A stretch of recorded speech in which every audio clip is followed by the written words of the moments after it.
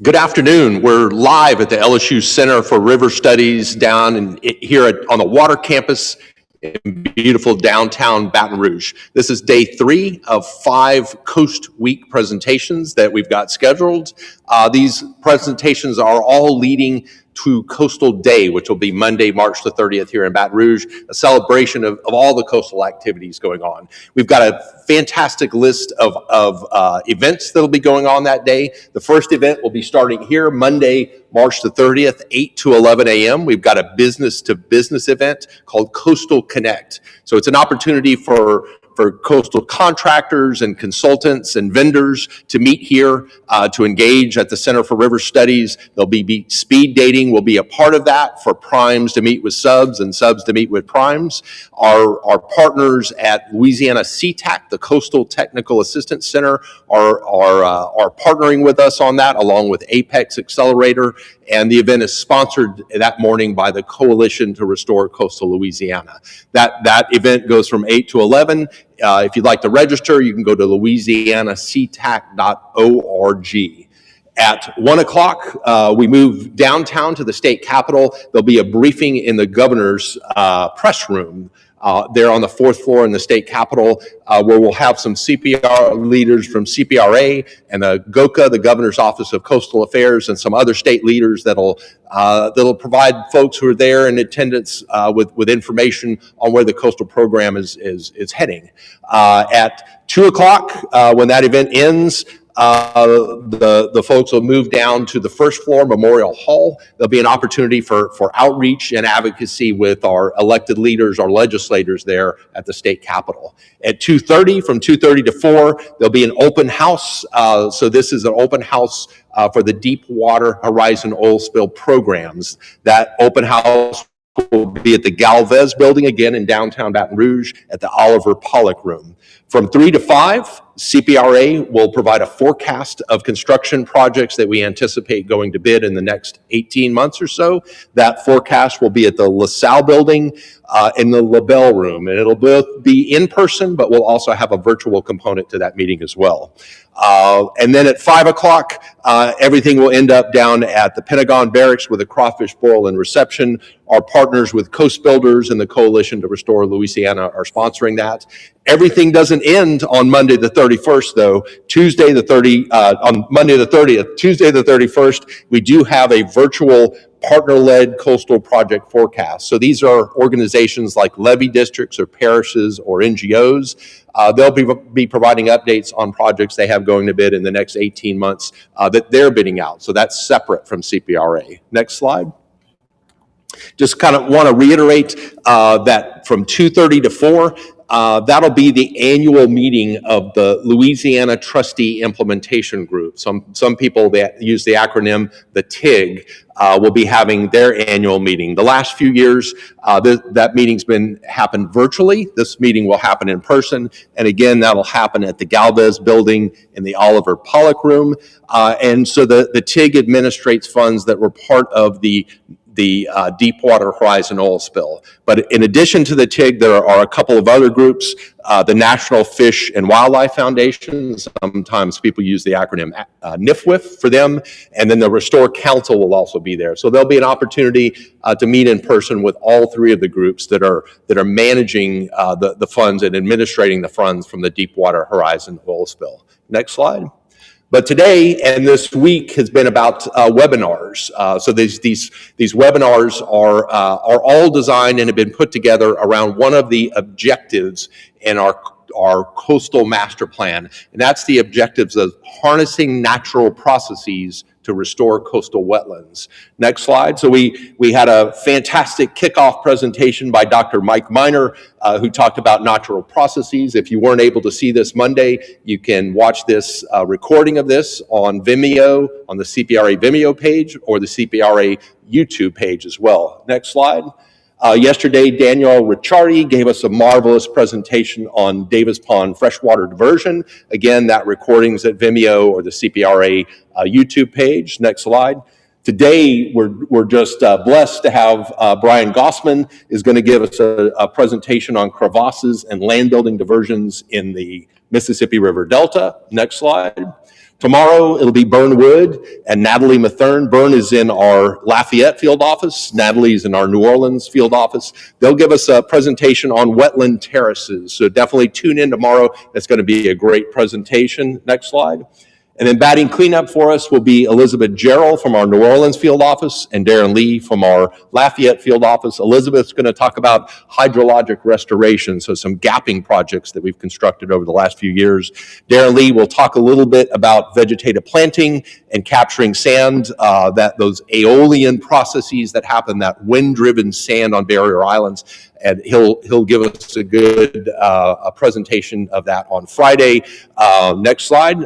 Again, for all these presentations, you can go to our website at coastal.la.gov. If you go to the right side of our webpage, there's a calendar that'll provide details and links to these virtual presentations. If you wanted to sign up for the business-to-business event that'll be here Monday, you can go to louisianactat.org and sign up on their website. Next slide.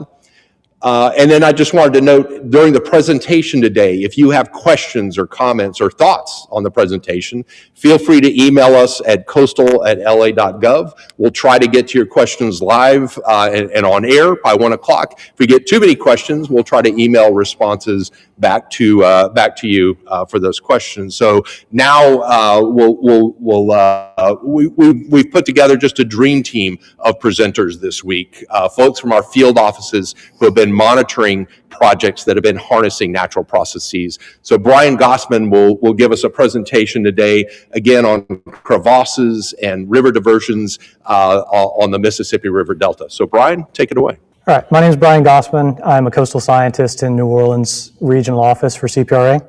I'm also the monitoring manager for a couple of these crevasse projects we're going to talk about today. So I'm excited for the opportunity to share some of our monitoring results.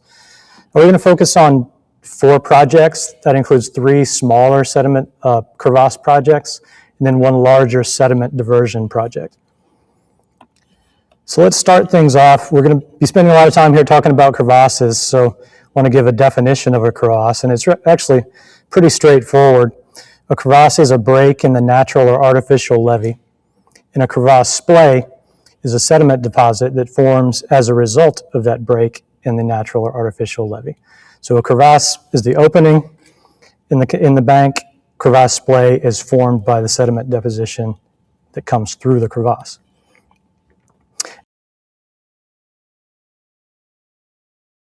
Cool. So if everyone had the opportunity to check in with Mike Miner's presentation on Monday, he gave a really good detailed description of how the delta cycle works. And there's this concept of deltas within deltas. And a crevasse is really the smallest unit of the delta cycle. It's how the process begins, how the process of delta building starts. So these images here are of a natural crevasse. This is Brant's Pass crevasse in the Birdfoot Delta near Cubit's Gap. And this is a really well-known, well-studied example of a naturally formed crevasse. It opened up in 1978. You can see the arrow there on the left shows the location of the opening. At this point, it's discharging into a open water receiving bay. By 1991, we've developed a nice crevasse splay there. You've got the you're starting to get depositional mouth bars. That's the first land that pops up in the crevasse. And you've got a series of bifurcating channels that fan out in this fan shape and distribute water to different parts within the receiving bay. And further out, you've got mud flats where sediment's depositing. So then you fast forward to 2008, you see our crevasse splay is increased in size a good bit. There's a lot more vegetated area in there. Also, you may notice that some of those smaller distributary channels have filled in as the sediment is deposited in those, and then the water tries to find the most efficient path through the crevasse splay, so it's sort of settled on a couple larger main channels on the way through. So constructed crevasses are the exact same process. It's still the delta cycle at work. We're just jump-starting the process by digging a crevasse channel. So this image here is one of our constructed crevasses. It's part of the Delta-wide crevasse project. The arrows indicate the direction of flow. So the water moves down the parent channel through the crevasse into the receiving bay. And when it enters in the receiving bay, the flow is no longer channelized, so the velocity slows down. That allows sediment to drop out of suspension and be deposited in the receiving bay. And that's what starts the formation of your crevasse splay. So since the topic of this webinar series is engineering with nature and harnessing natural processes for restoration, let's talk about that for a little bit. So when we talk about engineering with nature, that's the intentional alignment of natural and engineering processes to efficiently and sustainably deliver economic, environmental, and social benefits through collaboration. So the natural process that we're attempting to harness here is the delta cycle. It's the same process that built all of coastal Louisiana over millennia. We're just using it in a targeted way through the construction of these crevasses to reconnect the Mississippi River to its delta to build and nourish land. And then on top of that, you can apply engineering principles in order to determine the most effective configuration, locations, and design to promote maximum land building and habitat creation. So there's also broad benefits by creating or enhancing habitat. A lot of times we talk about success of projects in terms of acreage of land that we create, and that's really important. I'm going to talk about that a lot today. But there's also benefits beyond just creating land. You're also creating and enhancing habitat. And I'm happy that this point is in here because it gives me the opportunity to introduce a Percy Viaska quote about crevasses that I think is really relevant here. And this dates back to 1927. It must be understood that a crevasse in reality results in the restoration of our wetlands to a primitive virgin condition such as always existed before the days of levees. So there's long been this understanding and recognition of crevasses as very productive areas, very important areas ecologically, especially in terms of wildlife and fisheries habitat. So the state of Louisiana first started using constructed crevasses as a restoration strategy starting back in the 1980s. Some of the earliest crevasses were built by Louisiana Department of Wildlife and Fisheries in 1986. These were on Pass Salute Wildlife Management Area. They built 3 crevasses at that time.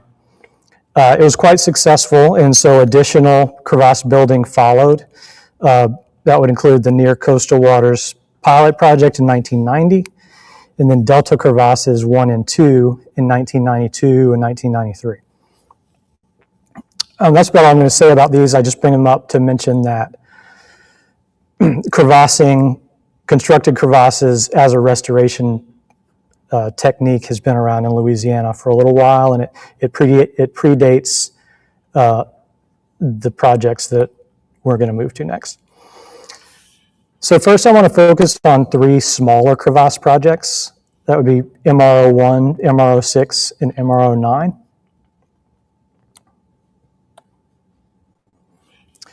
So the Small Sediment Diversions Program, also known as MRO1, was built by the Department of Natural Resources Coastal Restoration Division back in 1993.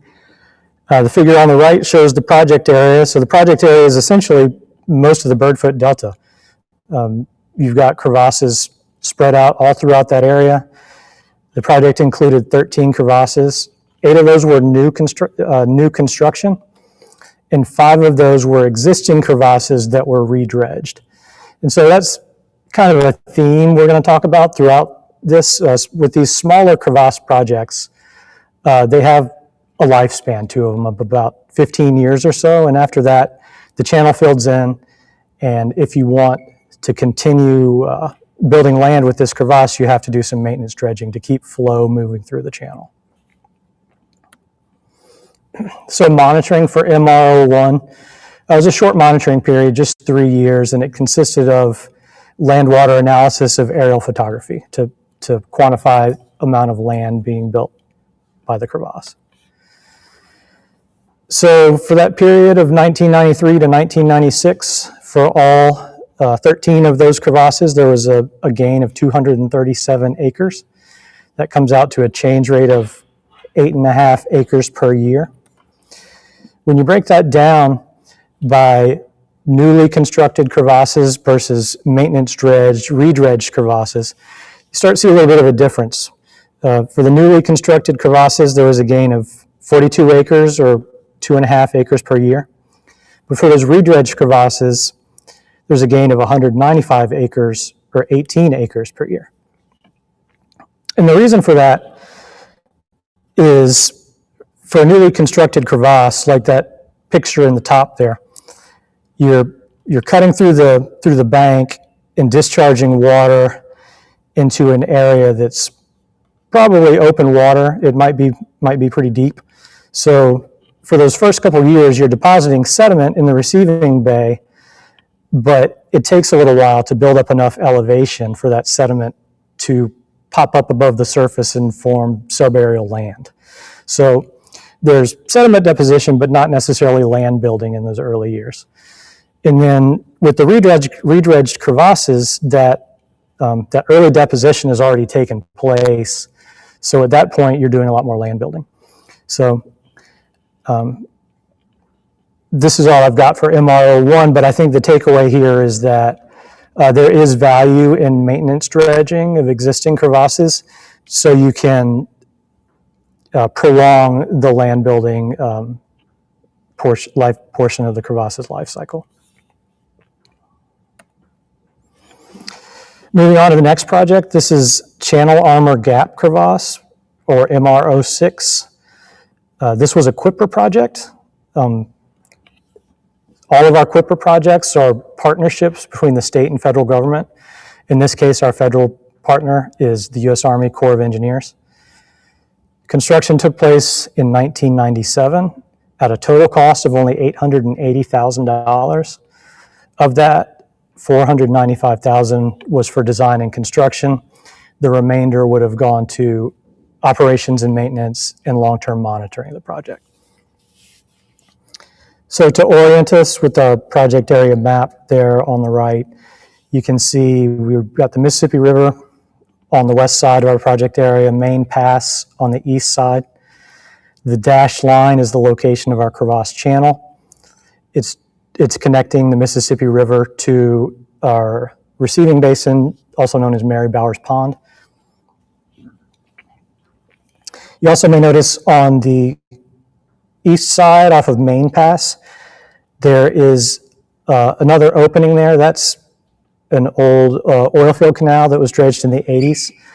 So obviously it wasn't created for the purpose of restoration, but it's sort of serving the same function as a crevasse coming in from the other side of the project area.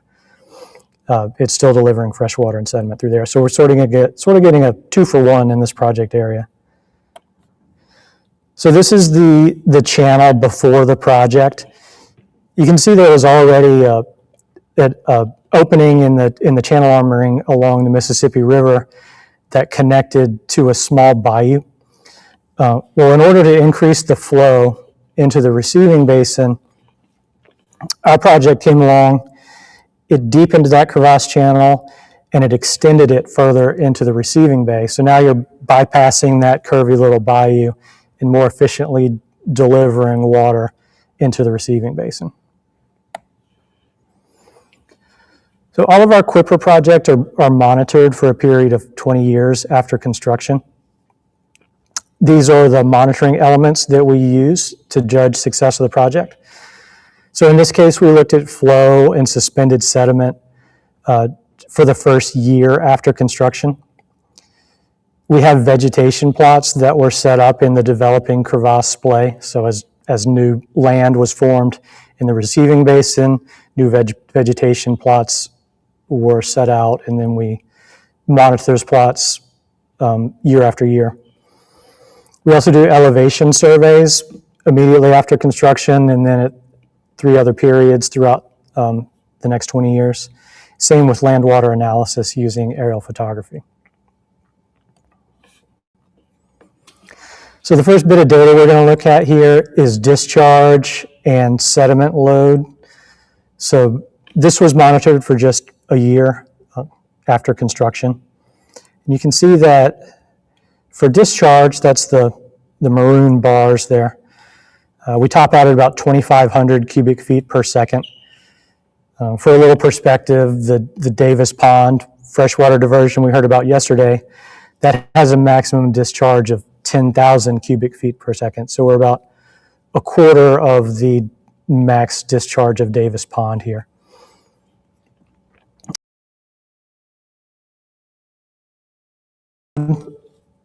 Maximum sediment discharge through the crevasse was about 1,000 metric tons a day. So it seems like a pretty impressive amount of sediment moving through the crevasse into the receiving bay. And hopefully the goal is for a lot of that heavier sediment to settle out at the mouth of the crevasse, and then some of the lighter stuff will move on through. Here's some results from our elevation monitoring. So the figure on the left shows the elevation surface for a small area at the mouth of the crevasse in our receiving basin. So darker blues would be low elevation, oranges, high elevation. And then the figure on the right is mean elevation for each of our monitoring surveys. So starting back in 1997, this was right at the end of construction, so it's sort of our as-built condition in the receiving basin. Mean elevation was a negative 3.4 feet. You've got some areas in there in the darker blue that are in excess of 4.5 or 5 feet. So this crevasse is discharging into a pretty deep receiving basin. 4 years later, though, we've already increased our elevation by 3 feet. That's some really rapid sedimentation and elevation gain within the receiving basin. So you got really rapid sediment deposition at the beginning, and then we have continued sediment deposition through the later surveys. The rate just slows down a bit. So by 2000, on the map there, especially around the mouth of the crevasse where land may be starting to form. And then by 2016, we've got portions of the receiving basin that are in excess of 2.5 feet for NAVD elevation. So that would correspond with your developing crevasse splay and the land formed as a result. So that was actual elevation. This figure here shows elevation change over that 20-year monitoring period. Our total elevation change for that period is plus 3.7 feet within our receiving basin. But some of those darker areas in the actual crevasse splay, we have elevation change in excess of 5.5 feet. Now we'll look at some land water analysis data. This is land water analysis is performed for us by the USGS, and it's done using aerial photography. They quantify the amount of land or water. It's classify whether the area is land or water. Brown is land, blue is water. Then we can come up with acreages based on that. So on the left there, this is pre-construction. On the right is immediately post-construction. So you don't really see much change in these other than the fact that the crevasse channel is present. You actually do see a little bit of land gain, but it's associated with that other canal that's coming in off of Main Pass. By 2007, this is the figure on the left.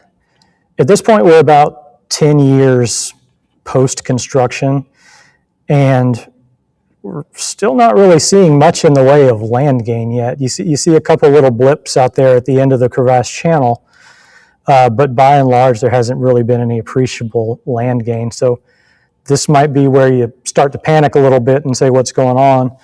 But we already saw from our elevation data that in this time period, we've gained in excess of 3 feet of elevation in our receiving basin. So the crevasse is working.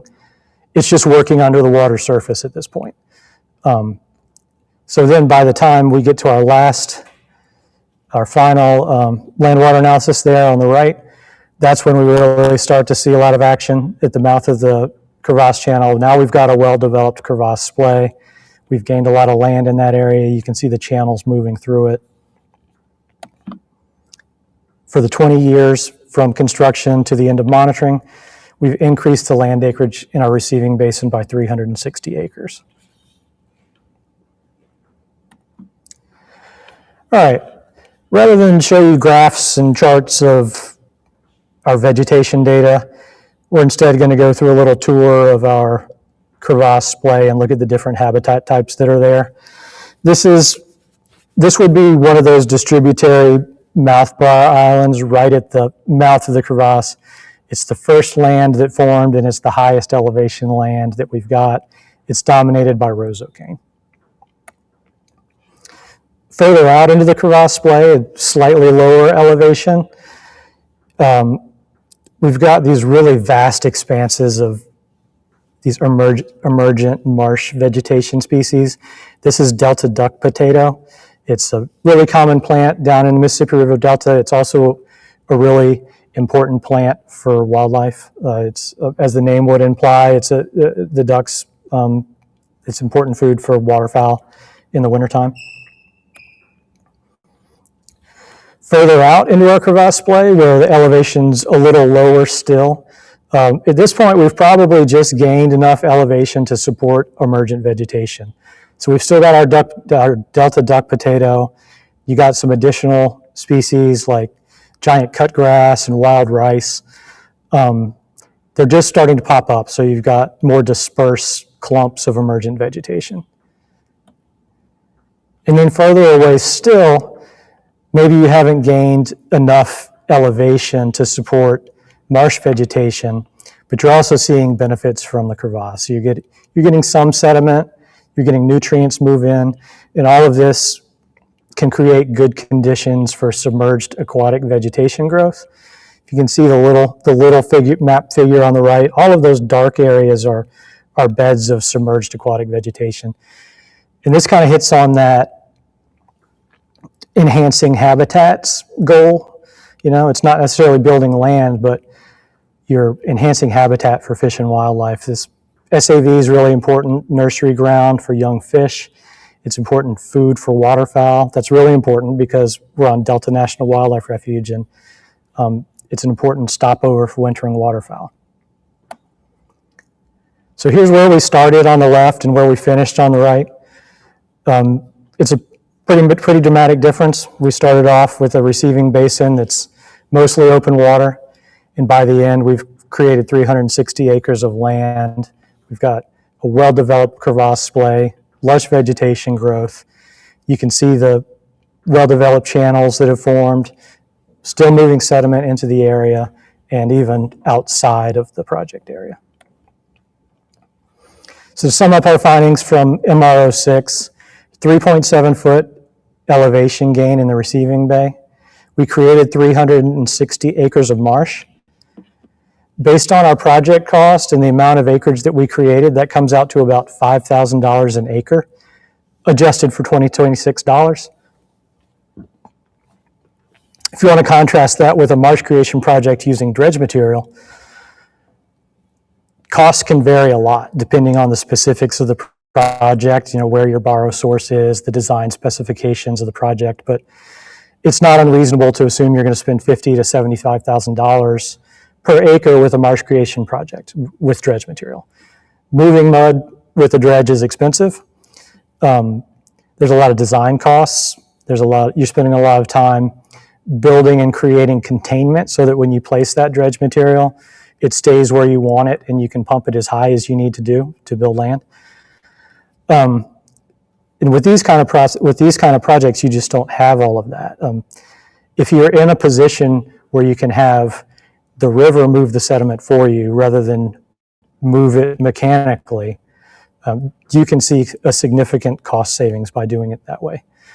Now, obviously, we can't do that across the whole coast, but in the areas where you do have the river as a resource and a river as the means to move the sediment for you, it's good to take advantage of that so you can do some of your dredging in other places.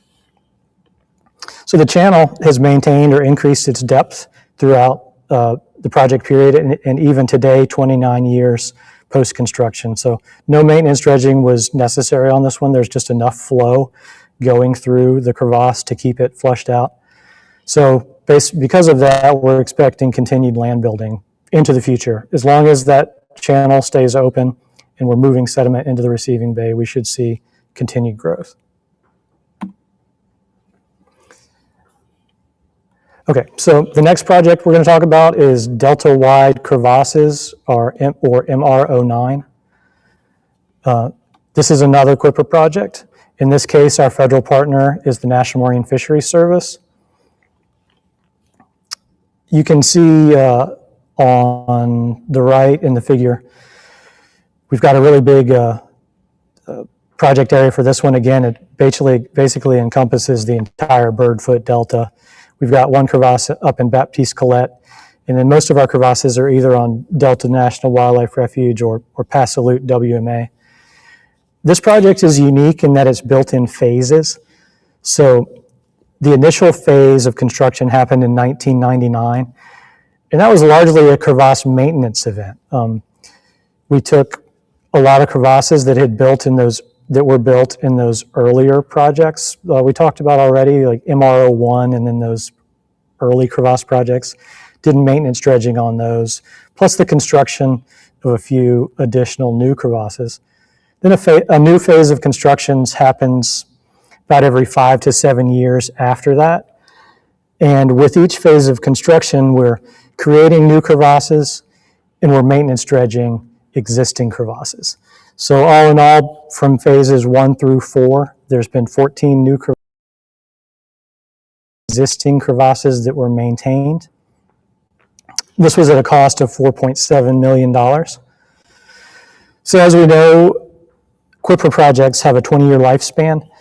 This one was granted an extension. When it hit the end of its 20 years, it was extended for an additional 20 years. The extension cost $13 million. So with that extension, we'll be able to continue creating new crevasse phases for the next 20 years. So the next phase of construction will be happening this year in 2026. So we're using the same monitoring elements to measure success in Delta-wide as we did in our last project, Channel Armor Gap. We've got our elevation surveys in each of the receiving basins. We've got land water analysis conducted throughout the monitoring period to measure land gain. And then we've got vegetation surveys or vegetation plots are set up along our elevation transects so that we can correlate elevation to the types of vegetation communities that are there. And new plots are added as new land is formed. Initial 20 years of monitoring that I'm going to be talking about today. For the monitoring going forward for the extension of the project, we'll be doing that with land water analysis. So here's some of our elevation data. This is from those phase 1 crevasses that were built back in 1999. So our elevation gain within these crevasses ranges from a little over half a foot up to 3 feet. So mean elevation change across crevasses was 1.4 feet. That's a little lower than what we saw in Channel Armor Gap, but you'll recall most of these phase 1 crevasses were actually redredged crevasses. So a lot of that initial infilling had already occurred. So there's less room for gain at that point. In addition to our project-specific monitoring funded by the project, we're also able to use data from our coastwide reference monitoring system. That's that network of 390 monitoring stations across the coast. We're lucky to have one right in the immediate outfall of one of our constructed crevasses. You can see the arrow there pointing at the boardwalk. This is where a lot of our data is collected for CRIMS 2627. One of those data types that's collected is surface elevation change. That's done using instrument called an RSET. You can see the crew here collecting that data, and it allows you to measure the surface of the marsh with a very high degree of precision. They're taking measurements to the millimeter, and these measurements are taken year after year. So we're approaching year 20 of the CRIMS program, so we've got a nice long data set. So this is what some of that data looks like. We've got surface elevation change on the y-axis, date on the x-axis. So we're looking at data here from 2010 to 2025. Over that time period, there's been a gain of 81 centimeters or 2.6 feet. That comes out to a rate of 5 centimeters per year. So to put that into perspective, if we look at an average elevation change rate across all of those 390 sites coast-wide, that's 0.6 centimeters per year. In the Mississippi River Delta, where we've got that riverine connection, that's elevation change of about 2.2 centimeters per year. In our crevasse here, in our CRIMS station here that's in a crevasse splay, we have elevation gain of 5 centimeters per year. So when you put that against all of the other CRIMS sites in the network, this one site has the highest rate of elevation gain of any site in the network. So to me, this really just exemplifies the amount of sediment that you can deliver through a crevasse. Let's just quickly go through a time series of crevasse development here. This crevasse is one that predated the project. It was a maintenance dredged one. So here it is at the beginning. About 10 years later, you've got a nice crevasse splay has formed. You got your channels moving through it, a lot of land developed, mud flats further out into the crevasse. By the end of our monitoring period, you've got a lot more land gained. You also see that the channel is more or less filled in at this point. There's probably very little flow going through it, so if we wanted to extend the life of this crevasse, we would have to do a maintenance dredging event. So for our monitoring period, there's a gain of 164 acres, 10.9 acres per year. Here's another one that was newly constructed as a part of the project in phase 2, 2004. So here it is immediately after construction. We're discharging into an open water bay. 2 years later, you start to see some mud flats forming, the beginnings of a crevasse splay, those depositional sandbars there and the sort of fan-shaped channels moving through it. We're continuing to see growth, and by the end, we've got a really nice, healthy crevasse splay there. Lots of land gain. Those on the north side of the highest channel there, you can see we're starting to get a bunch of willow trees move in, so we've gained enough elevation that we can support tree growth. If you squint really hard, you can see a boat moving through there. Over that time period, we gained 62 acres, 6.9 acres per year. So if we combine all of our crevasses together and look at a cumulative land change for our whole project, we're looking at 739 acres created over that 15-year period, which comes out to 31 acres per crevasse, 2.1 acres per year. So to sum up MR09, for phases 1 through 4, we created 14 crevasses, maintenance dredged 21 crevasses. We saw a 1.4 foot average elevation gain in the receiving bays, creating 739 acres of land at a cost of $9,400 per acre and 2026 dollars. So again, we see a significant cost savings versus traditional marsh creation with dredge material. And since we've got our 20-year extension going into the future, there will be 3 additional phases of crevasse building. Phase 5 will take place later this year. So those were our small crevasse projects. Now we're going to look at a larger sediment diversion project in the West Bay sediment diversion. So the processes are all the same. We're just upped the scale here. Here's the location of the West Bay sediment diversion project.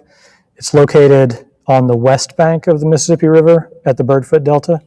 It's bound on the east side by the Mississippi River, on the west side by Grand Pass, and to the south, Zinzin Bay. The arrow points to the Crevasse Channel.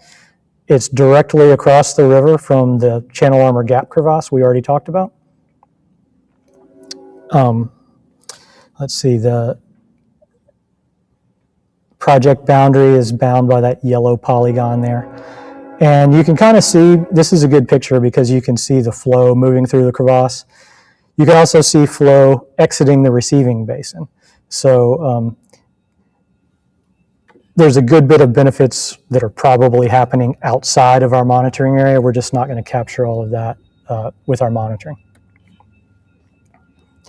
So once again, this project was also constructed by QIPRA, constructed in 2003 at a cost of $3.8 million. The federal sponsor for this one is the U.S. Army Corps of Engineers. Objective: to restore marsh and open water by diverting Mississippi River water. So initial construction was targeted for 20,000 cubic feet per second of flow, with the understanding that it would enlarge on its own, scour out that crevasse channel as flow moved through it. Initial constructed channel depth was 25 feet. So like MRO9, this one has already passed its original 20-year project life, but was granted an extension in 2023. This was actually done at no cost because the original project was under budget. And monitoring of land water, elevation, and vegetation will continue into 2043. Here's a picture of crevasse construction. You can see they used a cutter head dredge to connect the Mississippi River into West Bay. If you follow the dredge pipe leaving the dredge, you see that the dredge material was pumped back into the receiving basin a little south of the crevasse. Also, it was noticed that very little land building was seen at the beginning of the project as the basins slowly filled in. This is what we saw in some of those earlier projects that we've already talked about. This is a really big receiving basin. And so it was taking a long time for land to form. So in 2010 and 2013, the Corps used dredge material from the Mississippi River to construct sediment retention enhancement devices, or SHREDs. You could think of these as big terraces. They kind of act like speed bumps within the receiving basin so that when the water hits them, the velocity slows down, and then that should provide an opportunity for that sediment to settle out and accumulate and hopefully jumpstart your land building. Monitoring for this looks a lot like monitoring for the projects we've already talked about: aerial photography, elevation surveys, vegetation surveys. These vegetation plots were established as new land develops within the crevasse splay, so we didn't start monitoring vegetation until 2015. And we have plots on the newly formed land, but also islands created by dredge material and the SHREDs. So here's a time series of some aerial imagery. 1998, before project construction, you can see it's really just a really large open water bay. And then right after construction, we've got our crevasse there in the sort of top right, but no land gain just yet. By 2013, you start to see the beginnings of a crevasse splay right there at the mouth of the crevasse. And you can also see those SHREDs that the Corps built, those horizontal land features there out in West Bay. And then by 2020, we've got our developed crevasse splay There's additional shreds in place, and you can see the channels moving through the crevasse.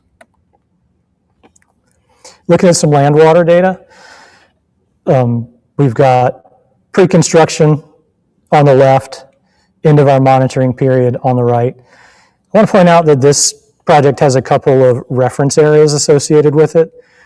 Let's talk about those first. The reference area bound in white is meant to represent a future without action scenario. It's an area that's open water and disconnected from the river. So we saw land loss in that area. The other green polygon represents a natural crevasse. You may recognize that from the beginning of the presentation. That's Brant's Pass.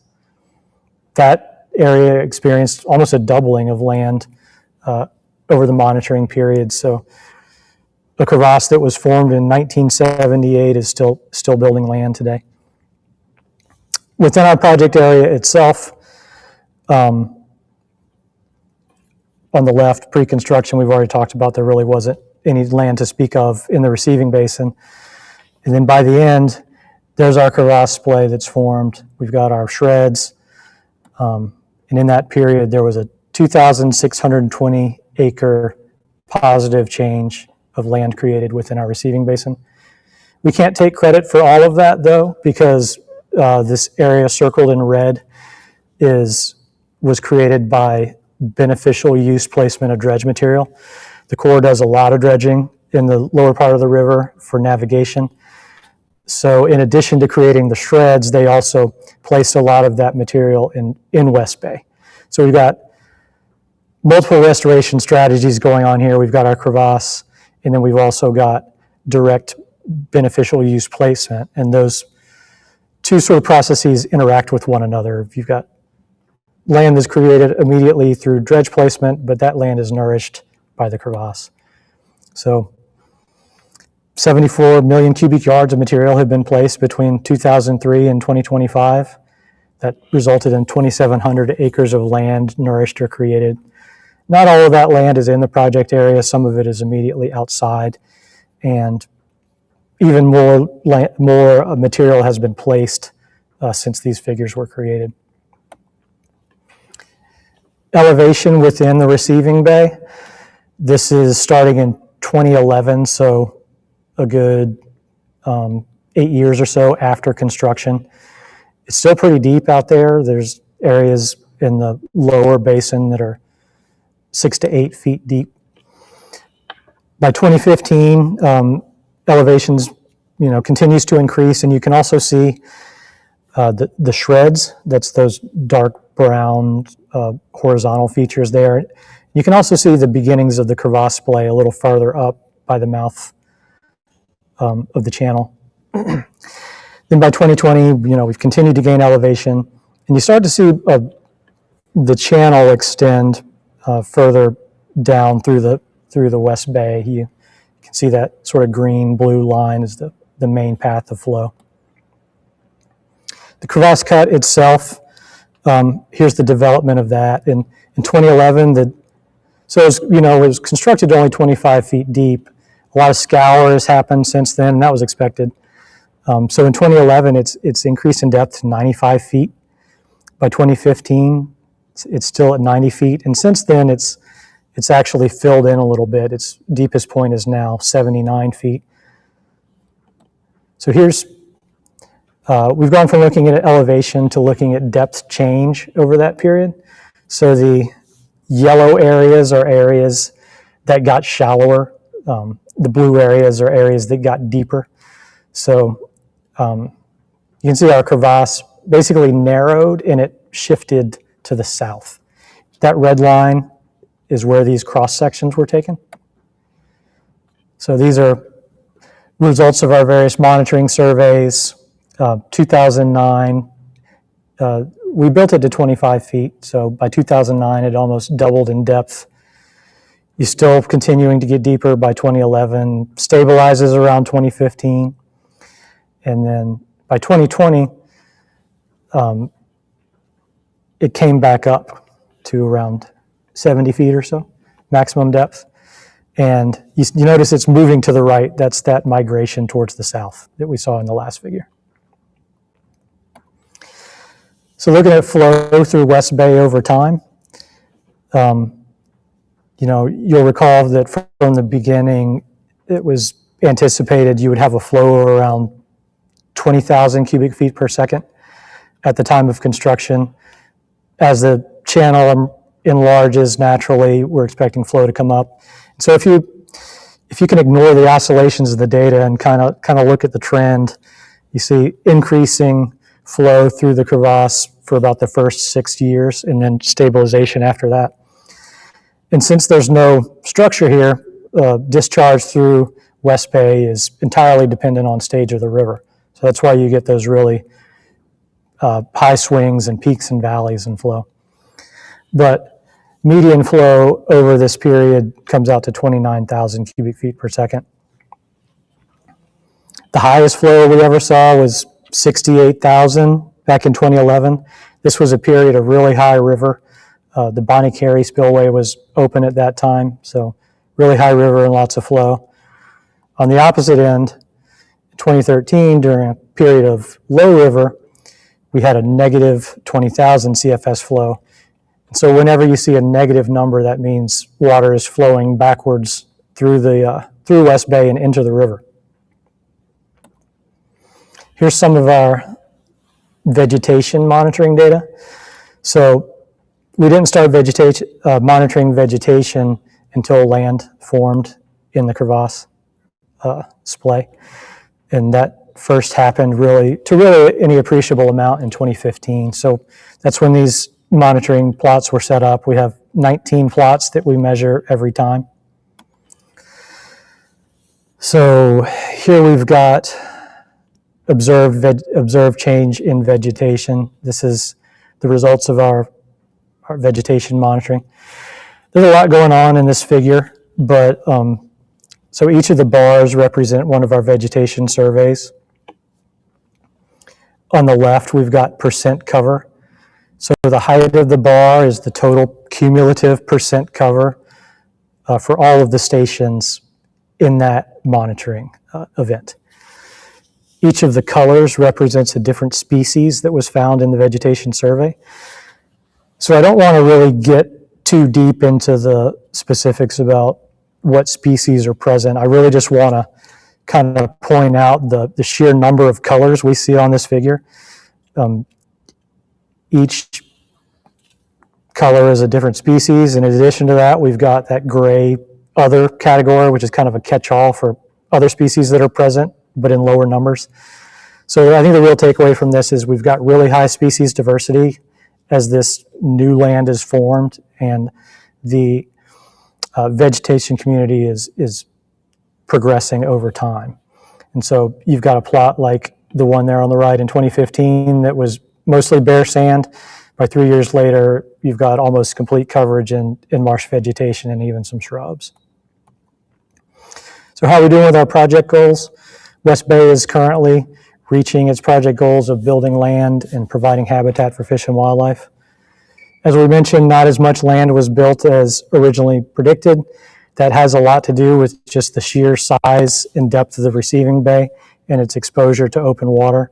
Some of those sediments are going to bypass the bay, and the sediments that you've already deposited can be redistributed during storms. But we alleviated some of that with the construction of the shreds, and since then, we've got a nice crevasse splay forming. West Bay is a dynamic environment. Delta splay organization is still occurring, and as sediment continues to deposit, more subaerial land is expected. So to wrap it all up, we know that land building takes time. We saw that especially in West Bay, in Channel Armor Gap. When you're discharging into a deep area, you've got to do a lot of infilling within the receiving basin before you see any landform. And that rate of land building is going to depend on the flow, the amount of sediment in the water, and the receiving basin morphology, depth, exposure to waves, shape, and size. Vegetation colonizes quickly and effectively when new land is present. We've never done a planting on any of these projects. As soon as land pops up, it vegetates quickly on its own.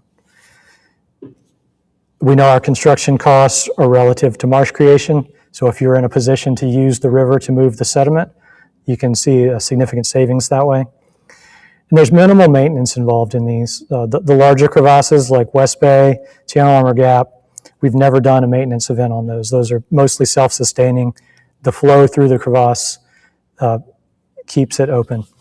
The smaller crevasses will fill in and require maintenance dredging. That's all I got. I appreciate your attention, and I'll take any questions if you have.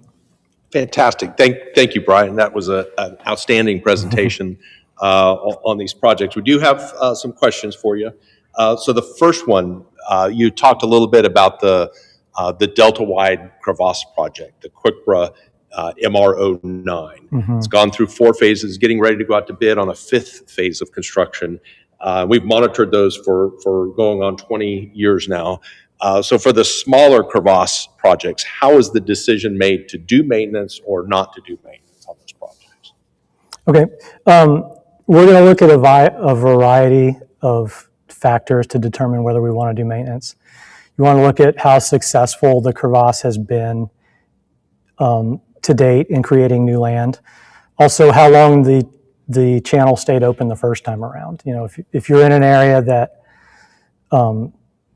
your channel silted in and filled up really quickly, chances are if you dredge it again, it's going to do the same thing, and it just might not be a good spot.